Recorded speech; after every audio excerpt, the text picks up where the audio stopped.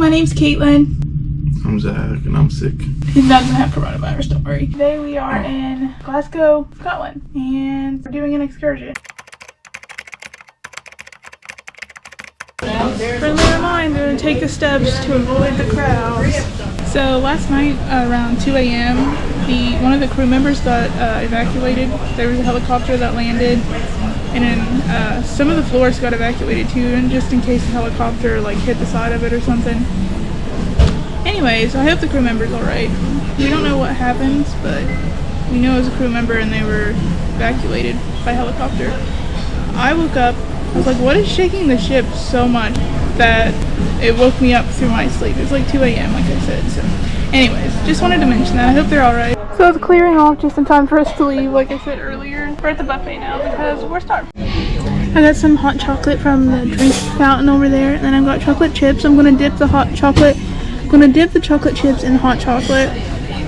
And I got chocolate mousse cake, and then I also got white chocolate raspberry cake for my brother. He likes white chocolate a lot. I like raspberries, so I'm hoping we both like this. This is the first time we've seen that dessert so far. I think this is day 7. I got a lot of food, more than I'll eat probably, but I got chicken fried rice, and it has chow mein underneath of it, 2 things of salmon, roasted potatoes, regular rice, because I didn't know they had their fried rice, seafood croquets, which is essentially hush puppies from Long John Silver's, sauteed green beans, french fries. The boat pulled up to help take us out. The seafood croquet is good. I mean, it has a weird taste to it, but to me, I would eat. Well, I like hush puppies. So if you like hush puppies, you'll like it. And then the chow mein was good. Chicken fried rice was delicious. Green beans are good. Fries taste like Burger King, which is fine. Tilapia was good too. It's supposed to be white chocolate, raspberry cake. I don't taste any white chocolate. It's fine. It doesn't really have that much of a flavor, but it's edible. And just as fast as it got pretty, it's already foggy and rainy back again. Boat's still there. What time does your phone say exactly? 5:57. 5:57. We should be getting ready to leave fairly soon. I'm here at the Josh Daniels comedian show. Zachary has a cold, so he doesn't feel good. And my mom and dad are on their way down, so hopefully they get here soon before it gets crowded. After this interview with Pete Best, which is the original drummer of the Beatles before Ringo came, trying to get here early because it's like 15 minutes after the main show, which is this comedian show, and if I don't come early I won't get a good seat, so I'm here early. A tip for you, I don't know if you'll have the same itinerary as this cruise or not, but if you do, I would definitely get here early. Clap your hands. I'm not doing that. Really? Really? Well, I hope you can understand me, everybody. I'm from Northern England, and I won't be cursing or swearing tonight. I have a late night adult show to do later in your cruise, where the handcuffs come off. But tonight I have to replace the F word with the word cruising. I know. Do you like cruising, madam? Yeah. She said she loves it. I thought self-deprecating humour was okay. You know what I mean? It was really weird. Because all I said was, scientists have discovered the gene that makes me fat. And she works at the buffet. That's all I said. And she doesn't even exist. I wrote the joke. Because the reason I'm saying that is I was going through customs and excise in Australia. This big guy, hat, uniform, stripes. He said, "Excuse me, mate, have you got a criminal record?" And me thinking it was funny, I just said, "I didn't think you still needed one."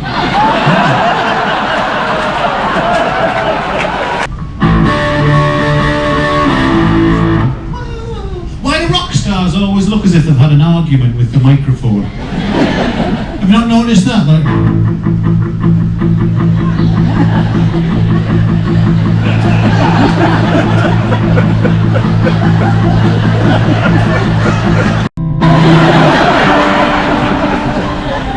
I looked around, the average age was 183. didn't smell of pee. Come to your room while you're performing and walk out. Really finished. We start again. Puts her good teeth in and shaves all her facial hair. She slaps on some makeup, then looks at me with despair.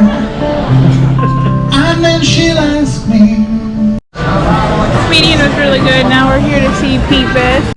Mr. Pete Best!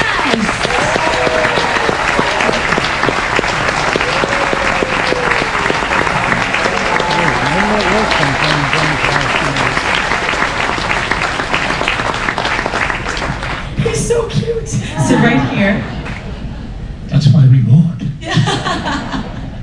You're so stinking sweet. Well, listen, I mean, perfect timing for you getting on today, as we are going to be docking in your hometown of Liverpool tomorrow. Crazy. So I know Liverpudlians are often referred to as Scousers. I'm working on my accent. Not very well. Scousers. Scousers. Okay. It's improving. It's improving from the last time I interviewed him. So how does a Scouser come to be born in India? With a great deal of difficulty. My mother was from a British family, British Army family, which had been out in India since the time of the Raj. And my father, John, was from the famous boxing family in Liverpool. And he was transferred out to India. He took charge of the famous Gurkha regiment. He trained them and commanded them. Fell in love with my mother, Mona. That's how a Scouser gets to be born in India. Simple. And then what brought the Best family to Liverpool? Yeah, at the end of the war, basically what happened, Dad wanted to go home. Mo had never been to Liverpool, so she said, we go to Liverpool. And we were on the last troop ship out of India, which was the Georgic. It was taking the remnants of General Sim's army back to Liverpool. 2 guys with him. They turned out to be John Lennon and Paul McCartney. So Paul McCartney.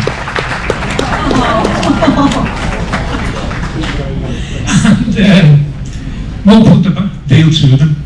She was going to pay them the princely sum of £3 a night, $5, €6, whatever it might be. But it was going to be a residency, and residencies for kids of 16 and 17 in those days was like gold. So they accepted, and Mo turned around and said, what are you going to call yourselves? And John turned around and said, well, we used to be called the Quarrymen. She said, that's fine. So the Quarrymen were built to open the Casbah on August the 29th, 1959. No drummer, Ken Brown, George Harrison, Paul McCartney, and John Lennon. But they also noticed, because Mo took them around the club and showed them where they were going to play. So, they noticed that there was a bit of decorating had to be done. So they basically went round and helped decorate the club. So hence, if anyone goes to the Casbah, and I hope you do, you'll see the rainbow ceiling done by Paul, Aztec ceiling done by John, pink ceiling done by George Harrison, and the stars in the Casbah Coffee Club done by everyone. So you better come. I'll see you there. Okay. This is Hamburg 1960. Okay. This is the rebar. Now as you get into Hamburg, you see this. This is the main strip where all the entertainment is. Absolutely fantastic. Neon lights from head to Star Club, and then you hit the Gross apart. So basically what you've got is coffee bars, prostitutes, bars, prostitutes, coffee clubs, bars, and more prostitutes. Absolutely fantastic. What an education we had. What an education. So you have all of this. Did you guys do any playing at all? Where was the first place you played? Yeah, we should have been playing at the Kaiser Keller. And we were told by Bruno Kochmeter, who was the manager of the Kaiser Keller, that we wouldn't be going playing the Kaiser Keller. we were going to be playing the Indra, which was a grotty little club right at the end of the Grocer Fry Height. There was John George and Paul, who used to be in the Quarrymen, because you've got to remember, no one had seen this lineup of the Beatles in the Casbah or in Liverpool. So they came down, the kids went, and then Chaz and I came down, because Chaz was standing in for Steve Sutcliffe, who'd stayed in Hamburg, because he'd fallen madly in love with Astrid Kirchner. Who wouldn't? She was gorgeous, absolutely gorgeous. But anyway, we came down, they went, hang on. That's Chaz and Pete, used to be in the Blackjacks. Who are these Beatles? So he ran to the mum. She said, I've heard wonderful things about them. Just listen. So Paul kicked off. Wow, Red Sails in the Sunset, Good Golly Miss Molly, whichever one it was, one of its two standard openers. The place was quiet. We had never heard that. We'd been used to raucous yelling in Hamburg, bottles getting stamped on the floor, and people dancing on tables. Hush! And then at the end of the song, this almighty roar erupted. It was the kids. They were screaming their heads off at the Beatles. And that was our first night home. That was our first performance in Liverpool. So a lot of people think that Beatlemania began at Littleton Town Hall on the 26th of December. It didn't. It began the 19th of December 1960 at the Casbah. He was a band leader, and he was also one of the biggest A&R men for the Polydor label in Germany. It was rumoured that he was going to come down and see us. And he did, he came down and saw us, he liked what he saw. And he basically spoke to us afterwards and turned around and said, I want to give you a recording contract. He said, but, he said, I'm going to give the Beatles a recording contract to record by themselves. I'm going to give Tony Sheridan a recording contract to record by himself.